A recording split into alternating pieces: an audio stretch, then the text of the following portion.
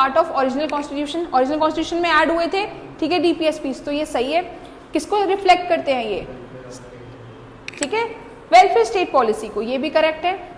Next आ गया article 44 deals with Gandhian principle, ये गलत हो गया क्योंकि ये किससे करता है, लिबरल से, किसको, यूसीसी को, यूनिफॉर्म सिविल कोड को। फिर आ गया 86 constitution amendment deals with the welfare of the women and children, सही है गलत है, किससे डील करता है ये, एजुकेशन, ठीक है, चिल्ड्रन की एजुकेशन अंडर 14 ईयर्स तक, 14 ईयर्स तक, तो इससे क्या हो गया, कौन सा ऑप्शन सही है, ए, 1 और 2 are not part of socialist principle, ठीक है, ये चीज का ध्यान रखना हर बार, मैं तुम्हें बार बार बोल रही हूँ, पेपर में गलत करके मत आना क्वेश्चन, सोशलिस्ट प्रिंसिपल का पार्ट क्या नहीं है, ठीक है। अब हमने कैसे देखना, कैसे था, पहले क्या है, हेल्दी डेवलपमेंट ऑफ चिल्ड्रन, ठीक है, हेल्दी डेवलपमेंट ऑफ चिल्ड्रन ये सोशलिस्ट का पार्ट है ना, ठीक है। सेकेंड आ गया फ्री लीगल एड, ये भी सोशलिस्ट का पार्ट है। थर्ड आ गया equal pay for equal work, ठीक है, ये वही आ गया जेंडर इक्वालिटी ऑफ वर्क, ठीक है, जेंडर इक्वालिटी किसमें, पे में, ओके। फिर आ गया डेवलपमेंट ऑफ कोऑपरेटिव सोसाइटीज, ये किसका पार्ट है, सोशलिस्ट का है नहीं, ये किसका पार्ट है, गांधीयन का, ठीक है, ये भी याद रखना है कि ये पार्ट किसका है, ठीक है, गांधीयन का पार्ट है, तो इसका आंसर क्या हो जाएगा, ऑप्शन डी, ठीक है, फोर्थ पार्ट कि ये इसका पार्ट नहीं है, समझ आ गया, क्लियर हो गया। अब यही मैंने लिख दिया होता कि are part of socialist principle, ठीक है, फिर क्या हो जाता, ठीक है, हाँ, फर्स्ट सेकंड और थर्ड इसका आंसर हो जाता, ठीक है, क्लियर हुआ। सिर्फ देखो एक एक वर्ड चेंज करके ही चेंज होता। अब इसकी जगह सोशलिस्ट की जगह में लिख देती पार्ट ऑफ गांधीयन प्रिंसिपल, तो आंसर क्या हो जाता, फोर्थ हो जाता, ठीक है। अब मैं लिखती are not part of Gandhian principle, third हो जाता।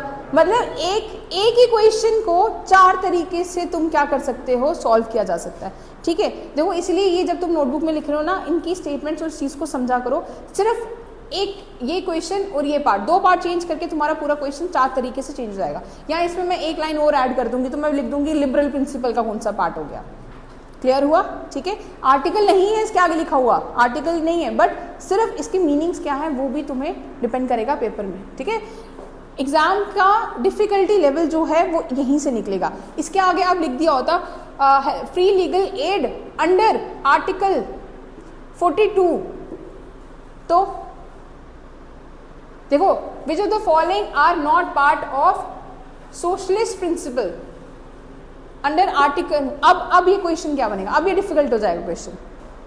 अब ये कैसे डिफिकल्ट हुआ बताओ, अब तुम्हें इसके साथ इसका आर्टिकल भी पता होना चाहिए, डिफिकल्टी कैसे इंक्रीज होगी। तुम्हें ये पता है फ्री लीगल एड जो है वो क्या है, वो सोशलिस्ट प्रिंसिपल है, सोशलिस्ट प्रिंसिपल है वो,